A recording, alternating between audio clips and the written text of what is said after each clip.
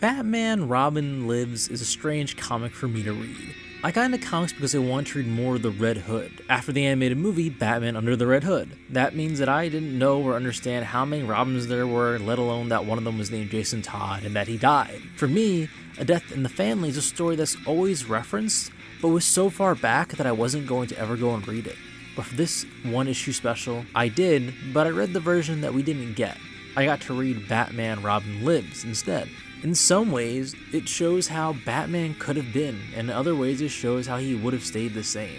The way it hints and foreshadows that Batman is still growing darker and vengeful after Jason Todd's maiming rather than his death implies that maybe Batman's turn towards dark and gritty was always in the cards. Bruce Wayne was always going to struggle with letting his inner darkness go too far, and his son being harmed was enough to push him over the edge towards what he is today. It feels poetic to read, but also a bit disappointing, especially if you were expecting like a different outcome or different future to be hinted at.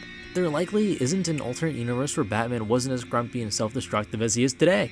There's just a universe where Jason Todd may not be as edgy and left to languish as often as he is as the Red Hood right now. This all makes Batman Robin Lives a far more interesting issue to think about and ponder than to read. It's interesting because of history and the road less traveled. If you care about comic book history and are at all interested in how comics used to be made, this is not an issue to skip. At the same time, if you're looking for something new, you should remember that this issue is not going to be as different from the original as one would expect.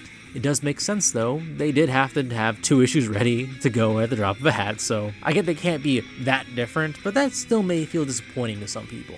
The big takeaway for me while reading this book is that maybe it was always Jason's destiny to drive Batman into the darkness. A phone caller simply made sure he did it from the grave.